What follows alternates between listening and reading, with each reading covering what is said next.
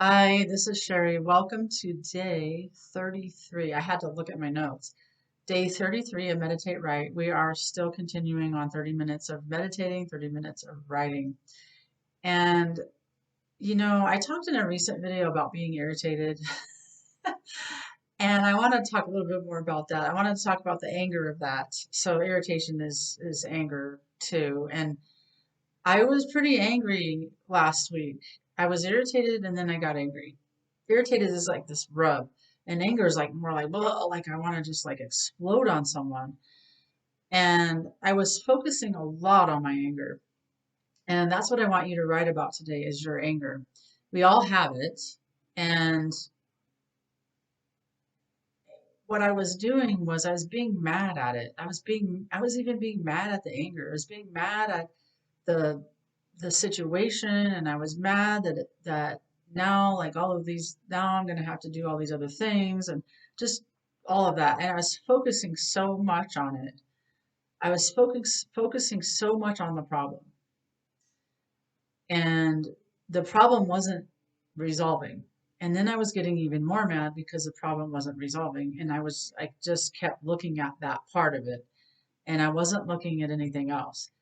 And so what happens when we do that is it just creates more energy of irritation and anger, and the problem doesn't go away. It actually, for me, I felt like the problem just felt bigger. Felt like it was getting bigger and bigger and bigger. And so what my solution was to this was to sit with that, right? Like that's when I always tell everyone, you're looking for a solution, you got to sit with it, because it's there to tell you something. And I had so much energy on this thing, and I finally surrendered. I finally was like, oh, you know what? I just realized that getting mad at this doesn't help me. It doesn't, getting mad at somebody not answering the phone does not help me. Getting mad at somebody in traffic does not help me. It just doesn't do anything for me. And this was like a huge aha moment for me where I'm like, wow, like getting mad about it doesn't solve anything. All it does is just make me feel more irritated and more angry, and the problem is still there. It doesn't make the problem go away. And actually, it makes it to where you don't see any solutions to the problem. You don't think outside the box. You don't, I mean, you're just focused on that problem. And I use the example of traffic with a client. I was like, what if you were to just sit in traffic and be okay with it? Like, instead of being mad at it because there's all this traffic, there isn't anything you could do about the 500 cars in front of you. There's nothing you can do about it.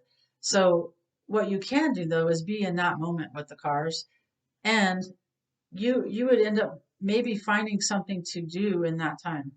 Maybe you could meditate, maybe you could ground yourself, maybe you could listen to music. You could discover a whole thing in that car in that time. Like there could be 30 minutes of time that could be yours. It could be yours instead of being mad and that knuckling white knuckle. I'm gonna white knuckle this wheel.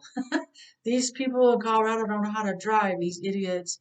They need to be from California. California people know how to drive better. I'm just making that joke because someone said that. So, anyway, I want you to think about that where you are getting mad at a problem, and what does that do for you? Like just process that. Where is that showing up for you? And again, 30 minutes of meditating, 30 minutes of writing, and we'll see you in the next video.